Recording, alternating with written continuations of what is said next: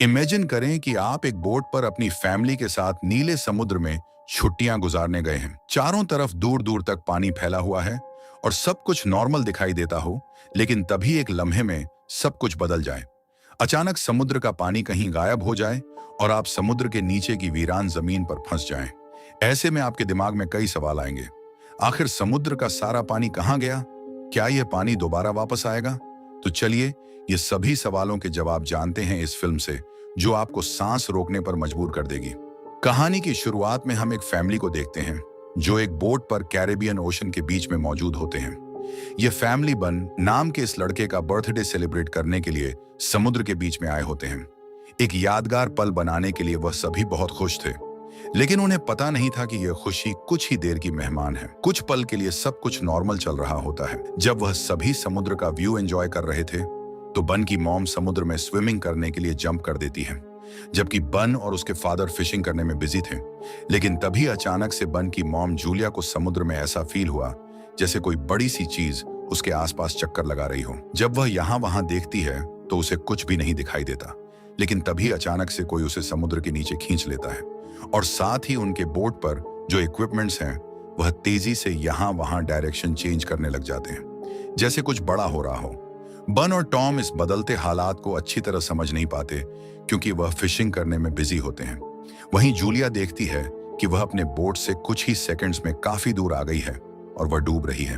वह खुद को बचाते हुए टॉम को जोर जोर से आवाजें देने लगती है, लेकिन जूलिया बोट से काफी दूर होने की वजह से उस पर किसी का भी ध्यान नहीं जाता। और यहाँ पर जूलिया को फील होता है कि समुद्र का पानी तेजी से पीछे की तरफ जा रहा है। जूलिया अपनी बेटी कैसी को आवाज देने लगती है, लेकिन कैसी हेडफोन लगाकर सनलाइट एंजॉय कर रही होती है। बन कैसी और टॉम को बिल्कुल भी नहीं पता होता कि जूलिया स्विमिंग करने समुद्र में उतरी है। जूलिया धीरे धीरे उनसे और दूर होती जा रही थी, लेकिन तभी खुशकिस्मती से टॉम को हल्की सी जूलिया की आवाज सुनाई देती है। वह जूलिया को देख लेता है और टॉम उसे बचाने के लिए फौरन पानी में जंप कर देता है।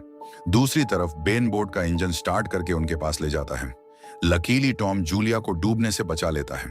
जब वह बोट के करीब पहुंचते हैं तो उसके बाद बेन और कैसी उन दोनों को बोट के ऊपर खींच लेते हैं और इस तरह से जूलिया की जान बच पाती है। अब बोट पर टॉम अपनी बेटी कैसी पर गुस्सा करता है। वह कहता है कि तुम्हारा ध्यान कहाँ था? मैंने तुमसे कहा भी था कि जब तुम्हारी मॉम स्विमिंग करने समुद्र में उतरेगी तो तुम्हें उस पर नजर रखनी है। कैसी सॉरी करती है और कहती है कि मैंने हेडफोन पहन रखे थे। खैर, अब जूलिया सेफ थी। टॉम कहता है कि अब कोई भी बिना बताए स्विमिंग करने नहीं जाएगा, और अगर कोई जाएगा भी तो पहले किसी ना किसी को इन्फॉर्म करेगा। वह सभी टॉम की बात पर अग्री हो जाते हैं और अब रात होने वाली होती है, इसीलिए वह सब बन की बर्थडे सेलिब्रेट करने के लिए तैयारी करने लगते हैं। रात को बर्थडे सेलिब्रेट करने के बाद कैसी के बॉयफ्रेंड का वीडियो कॉल आ जाता है। कैसी उसे बताती है कि वह सभी बोट में काफी एंजॉय कर रहे हैं, लेकिन उसका बॉयफ्रेंड कैसी से कहता है कि तुम सभी को जल्दी से सरफेस पर आना चाहिए। यहाँ टीवी में बता रहे हैं कि कुछ बहुत ही बड़ा होने वाला है, जो पूरी दुनिया के लिए बहुत ही अनयूजुअल होगा। ये सुनते ही कैसी नोटिस करती है कि उसके बॉयफ्रेंड के पीछे शहर में बहुत बड़ा तूफान आ रहा है। वह यह देखकर थोड़ी परेशान हो जाती है, क्योंकि उस समय यह लोग सेफ जगह पर तो बिल्कुल भी नहीं थे। वह उससे और भी बातें करने लगती है कि तभी अचानक इन दोनों का कनेक्शन कट जाता है। ये बात वह जाकर अपनी मॉम डैड को बताती है, जिसके बाद ये लोग अपनी बोट की सेफ्टी चेक करने लगते हैं। जो चेक करते हुए ये लोग नोटिस करते हैं कि उनके बोट के आसपास बहुत सारी व्हेल और शार्क फिश मंडरा रही हैं, जबकि इस एरिया में व्हेल्स या फिर शार्क मछली बिल्कुल भी नहीं पाई जाती है। एटॉमिक ओशन एक्सप्लोरर था, इसीलिए वह जानता था कि व्हेल या शार्क ऐसा किसी बड़े भयानक तूफान के आने से पहले ही करती हैं। आने वाले भयानक तूफान का अंदाजा तो हो ही चुका था, लेकिन उससे पहले उन्हें शार्क से निपटना था। उससे पहले कि वह कुछ कर पाते, तभी इस दौरान उनकी बोट को एक जोरदार झटका लगता है। वह सभी बहुत घबरा जाते हैं। टॉम समझ जाता है कि बोट के निचले हिस्से के साथ कोई बड़ा क्रिएचर टकरा गया है, जिसे चेक करने के लिए टॉम नीचे पानी में जाता है। वह देखता है कि बोट के नीचे बहुत बड़ा डेंट आ चुका है, जो कि जरूर किसी बड़ी शार्क ने दिया था। यह चेक करने के बाद जब टॉम वापस ऊपर आता है तो उसके कंधे पर बहुत ही गहरा चोट आया होता है। यह देखकर जूली उसके जख्मों पर स्टिचेस लगाती है। यहाँ पर टॉम अपनी फैमिली को बताता है कि शार्क के दिए इस डेंट की वजह से इंजन खराब हो गया है, अब हम बोट को आगे नहीं ले जा पाएंगे। वह सभी समुद्र के बीचों बीच फंस चुके हैं और अब उनके पास सिर्फ यही ऑप्शन रह गया था कि यह किसी को मदद के लिए बुलाए। लेकिन केसी जब बाहर मदद के लिए कॉल करने के लिए आई तो सिग्नल भी नहीं थे। उनकी बोट का कम्युनिकेशन कोई भी सिग्नल पकड़ नहीं रहा था। वह सभी बहुत परेशान थे कि अचानक से यह सब कुछ बंद क्यों पड़ गया। अब इस मुश्किल वक्त में टॉम अपने खाने पीने का सामान चेक करता है। उनके पास सिर्फ 4 दिन तक का खाना था और कुछ भी नहीं, लेकिन जिंदा रहने की एक छोटी सी उम्मीद उन्हें इस बात की थी कि यह लोग एक शिपिंग रूट पर थे और यहाँ से कोई ना कोई शिप इन्हें गुजरते हुए देख लेगा, जिसके बाद वह इसे बचा लेंगे। अब उनकी इन्हीं बातों के दौरान उन्हें बाहर से एक जोरदार आवाज सुनाई देती है। जब उन्होंने बाहर जाकर देखा तो एक बड़ा सा मीटरॉइड इन्हीं की तरफ आ रहा था। वह उनकी शिप से टकरा सकता था और उससे बचने के लिए टॉम जल्दी से अपनी बोट का इंजन स्टार्ट करता है। लेकिन वह जानता था कि अगर उसने ऐसा किया तो उसकी बोट बर्बाद हो जाएगी, और ऐसा ही होता है। उनकी बोट का इंजन पूरी तरह से डैमेज हो गया, लेकिन उनके पास कोई दूसरा ऑप्शन था ही नहीं। अगर वह इंजन स्टार्ट करके बोट को आगे नहीं ले जाता तो वह मीटियोरॉइड सीधा इनसे टकरा जाता। टॉम देखता है कि आसमान में से गिरने वाली ये ऑब्जेक्ट्स असल में सैटेलाइट थी, इसीलिए अचानक रेडियो और टेलीफोनस के सिग्नल्स ने काम करना छोड़ दिया है। वह सभी इस हादसे से पूरी तरह संभल नहीं पाए थे कि तभी एक दूसरा मीटेरॉइड भी उनकी तरफ बढ़ने लगा। अब अपने आप को बचाने के लिए यह लोग कुछ और कर नहीं सकते थे, इसीलिए यह बोट के निचले हिस्से में जाकर लाइफ जैकेट पहन लेते हैं ताकि अगर बोट पलट भी जाए तो वह सभी पानी में डूबे नहीं। जब वह बोट के अंदर होते हैं तो बोट बहुत ही तेजी से झटके खाने लगती है। वह सभी समझ जाते हैं कि अब यह लोग बच नहीं पाएंगे। तभी अचानक इन लोगों को एक जोरदार आवाज सुनाई दी और यह सभी बेहोश हो जाते हैं। जब इन्हें होश आया तो ये लोग पाते हैं कि यह लोग जिंदा थे। हालांकि इन्हें चोटें जरूर आई थी, मगर हैरानी की बात यह थी कि अब उनकी बोट के अंदर कहीं छोटी बड़ी सुराखें हो चुकी थी, लेकिन उसे पानी अंदर नहीं आ रहा था। अब जब यह पूरी फैमिली अपने बोट से बाहर आकर देखती है तो यह नजारा देखकर वह सभी हैरान रह जाते हैं। वह देखते हैं कि उनकी बोट के नीचे पानी ही नहीं, उनकी बोट के आसपास जमीन पर मछलियां पड़ी थी और उनकी बोट एक वीरान पहाड़ी इलाके में थी, जैसे यह लोग किसी दूसरी दुनिया में आ गए हों। यह जगह पूरी तरह से बदल चुकी थी।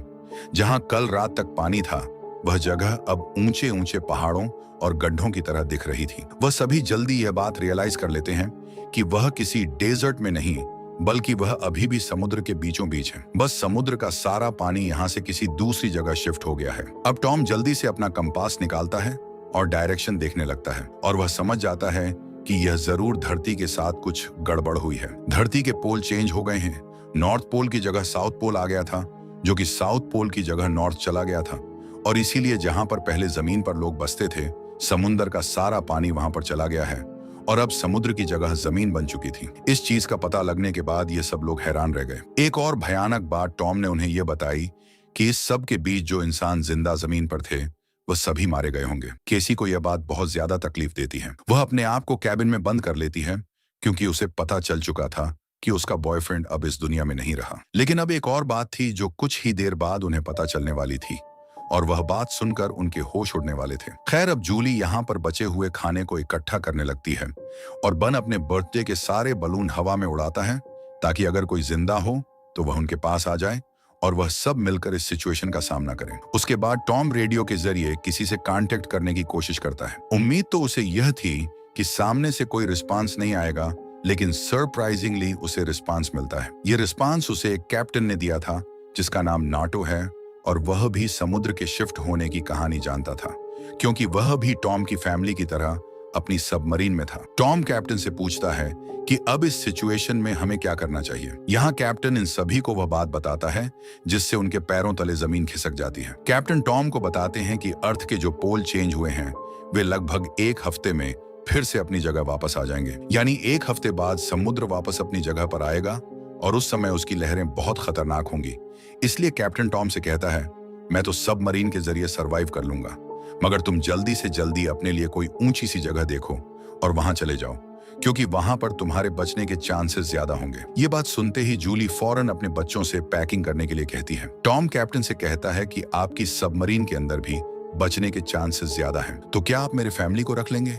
कैप्टन कहता है कि जरूर भाई, मैं ऐसा करना तो चाहता हूं, लेकिन मैं कर नहीं सकता क्योंकि मेरी सबमरीन के अंदर मेरा एक साथी मारा गया है और यहाँ पर सिर्फ 2 लोगों की ही जगह है। मैं एक आदमी को तो रख सकता हूँ, लेकिन फिर भी एक बाहर ही रहेगा। और यहाँ पर टॉम कैप्टन से रिक्वेस्ट करता है कि प्लीज आप मेरे दोनों बच्चों को किसी तरह से रख लें, इसके बदले में आपको हमारे पास बचा सारा खाना दे दूंगा। जिसके बाद कैप्टन उसकी बात मान लेता है और कैप्टन टॉम को मैन्युअली मैप पर अपना लोकेशन समझा देता है। उसके बाद टॉम उस सबमरीन की लोकेशन का अंदाजा लगाता है और वह अपनी वाइफ को बताता है कि हम सिर्फ 2 दिन में वहां तक पहुंच जाएंगे, यानी यह समुद्र का पानी वापस आने से पहले हम अपने बच्चों को सही सलामत वहां तक पहुंचा सकते हैं और इस तरह से हमारे दोनों बच्चों की जान बच सकती है। अगली सुबह यह पूरी फैमिली अपने सफर के लिए तैयार थी तो टॉम देखता है कि दूर से एक अजीब सा आदमी अपने डॉग के साथ उनकी तरफ चला आ रहा है। टॉम देखता है कि वह आदमी घायल है, इसलिए टॉम ने उसकी मदद करनी चाहिए। वह पानी की बोतल लेकर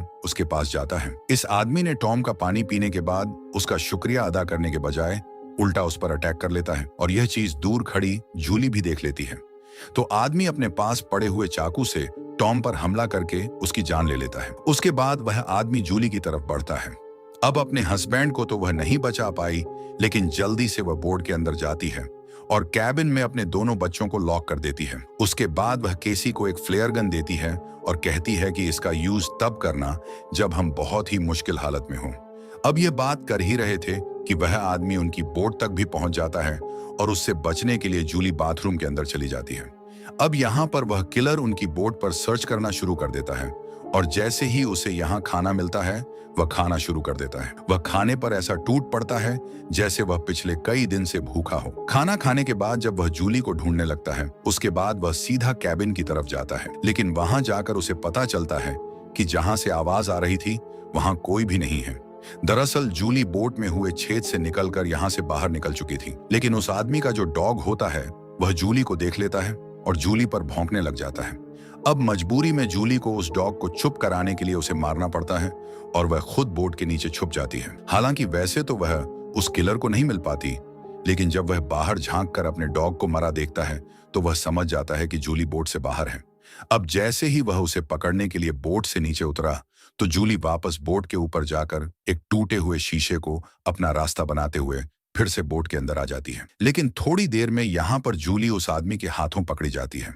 वह उसे उसके बालों से पकड़ के उसे मारने लग जाता है। वह जूली का गला दबाने लगता है। अब वह किसी तरह से खुद को बचाने के लिए उस किलर से लड़ने लगती है। कैसी जो यह सब केबिन से देख रही थी उसे याद आता है कि यह फ्लेयर गन यूज करने का अच्छा मौका है। वो फ्लेयर गन चला देती है जिससे आदमी दूर जा गिरता है, लेकिन उसे ज्यादा कुछ नहीं होता, बस उन्हें भागने का मौका मिल जाता है और बोट में आग भी लग जाती है। अब जूली जल्दी से अपने दोनों बच्चों को बचाने के लिए उस बोट से बाहर निकल जाती है। बोट से निकलते वक्त वो किलर एक बार फिर से जूली पर हमला करता है, लेकिन इस बार जूली उसे लात मारते हुए पीछे गिरा देती है। बाहर जाने के बाद कैसी और बन अपने फादर की डेड बॉडी को देखकर रोने लगते हैं। उन्होंने इस सब की बिल्कुल उम्मीद नहीं की थी। बैन अपने पिता की मौत का खुद को जिम्मेदार ठहराता है। वह कहता है कि ना मैं वह बलून ऊपर छोड़ता और ना ही आदमी उन्हें देखकर यहाँ आता। अब यहाँ पर जूली भी अपने हस्बैंड से लिपट कर रो रही थी कि तभी वह देखती है कि वह किलर उनकी जलती हुई बोट से बाहर निकल आता है और अब उनके लिए यहाँ पर रुकना सेफ नहीं था। इसीलिए वह अपने दोनों बच्चों को लेकर यहाँ से भागती है। कुछ ही देर बाद उनकी जलती हुई बोट ब्लास्ट हो जाती है। भागते भागते ये लोग काफी थक चुके थे, इसीलिए यह एक पहाड़ी के पीछे आराम करने के लिए रुक जाते हैं, क्योंकि उन्हें लग रहा था कि शायद इस किलर ने यहाँ उनका पीछा छोड़ दिया है। बेन यहाँ पर भी रो रहा था। कैसी उसे हौसला देते हुए पीने के लिए साफ पानी देती है, लेकिन बन पानी पीने से भी इनकार कर देता है। जूली अपने बेटे को समझाती है कि इसमें तुम्हारी कोई गलती नहीं, वह तो तुमने मदद के लिए बलून हवा में उछाले थे। तभी जूली ने देखा कि वह किलर अभी भी उनके पीछे आ रहा है। अब तीनों जल्दी से किलर से बचने के लिए भागना शुरू कर देते हैं।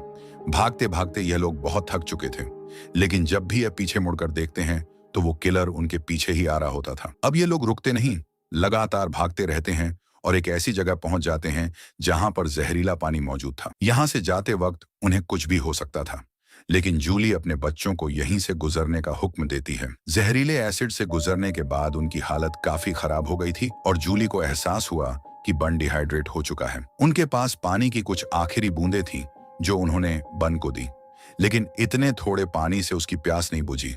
अब यहाँ पर कैसी हिम्मत हार चुकी थी। वो कहती है, हम सब जिस तरफ बढ़ रहे हैं शायद वहां पर सबमरीन होगी भी या नहीं, लेकिन जूली उसे डांटती है कि चुप करो और जो मैं कह रही हूं वैसा ही करो। हम लोग आगे बढ़ेंगे और मुझे पता है कि मैं तुम्हें बचा लूंगी। जूली के कहने पर वो लोग फिर से चलना शुरू करते हैं और आगे बढ़ने पर उन्हें एक प्लेन दिखाई देता है जो सालों पहले तबाह होकर समुद्र में गिर गया होगा। ये लोग प्लेन के अंदर छिप जाते हैं और जूली एक आखिरी बार अपनी फैमिली फोटो देखती है जो उन्होंने कल रात ली थी। तो उस फोटो को देखकर सभी लोग टॉम को याद करते हैं। इन तीनों को यकीन नहीं हो रहा था कि एक ही दिन में उनके साथ क्या से क्या नहीं हुआ। अब रात काफी हो चुकी थी और यह लोग थक भी चुके थे। कैसी और बन सो चुके थे। तभी किसी की आवाज से केसी की आंख खुल जाती है। वो बाहर देखने आती है तो देखती है कि वही किलर उनके पीछे आ रहा है।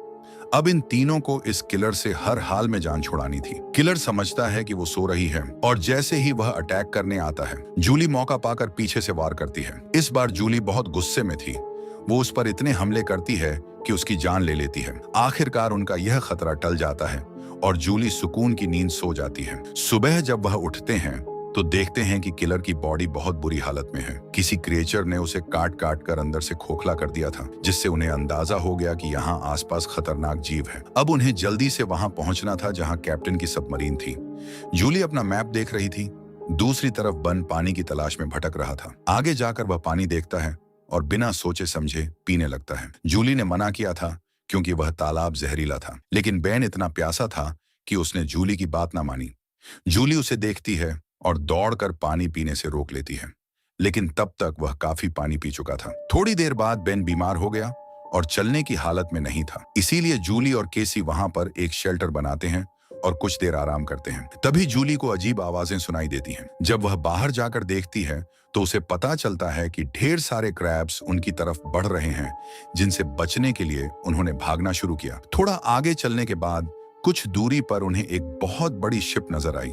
ये एक कार्गो शिप थी जिसके अंदर बहुत सारे कंटेनर्स भी थे। इन कंटेनर में ही बहुत सारे लोगों ने पनाह ली हुई थी। इन तीनों को देखते ही वह सभी कंटेनर में जाकर छुप गए। दरअसल वो इन तीनों से नहीं भागे, बल्कि उनके पीछे केकड़े आ रहे थे। ये तीनों कंटेनर के पास जाकर गिड़गिड़ाने लगते हैं और दरवाजा खोलने की रिक्वेस्ट करते हैं, लेकिन वो उनके लिए दरवाजा नहीं खोलते। दूसरी तरफ केकड़ों की एक बहुत ही बड़ी सेना उनके पीछे थी, इसीलिए अब उनको खुद कुछ करना होगा। उनके पास कोई और रास्ता तो था नहीं, इसलिए जूलियन और उसके दोनों बच्चे कंटेनर के ऊपर चढ़ने का फैसला कर लेते हैं। जूलियन पहले अपने दोनों बच्चों को कंटेनर के ऊपर चढ़ाती है।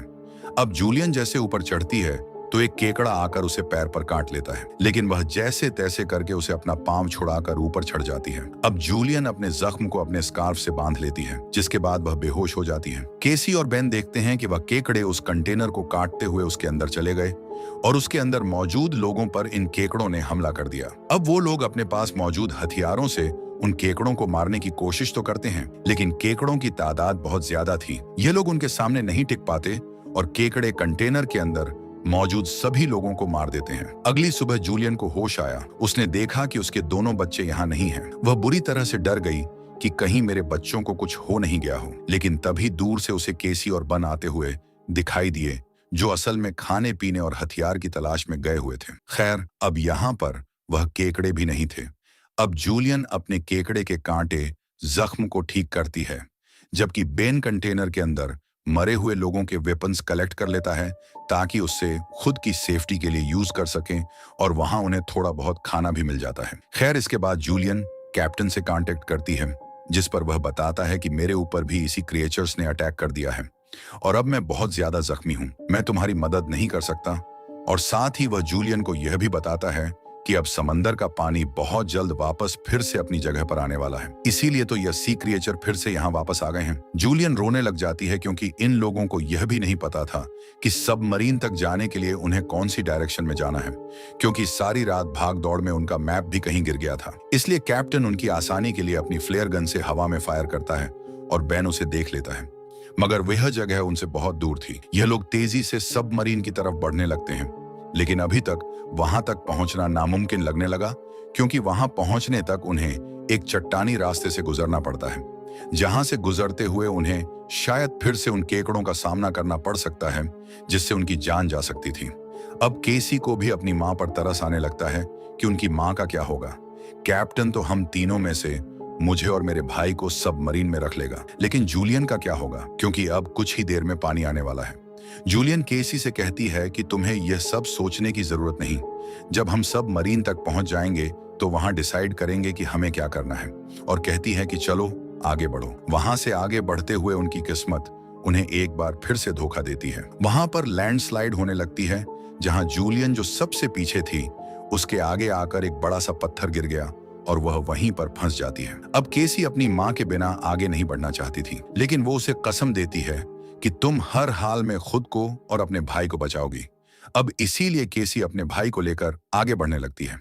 जब वो लोग सबमरीन तक पहुंचते हैं तो उन्हें वहां पर कोई भी नहीं मिलता। ये दोनों जोर जोर से सबमरीन का दरवाजा खटखटाने लगते हैं, लेकिन तभी पीछे से कैप्टन आता है जो बुरी तरह से जख्मी था। कैप्टन ने बताया कि देखो, सबमरीन में 3 लोग बैठ सकते हैं और मेरे बचने के चांस बहुत कम हैं।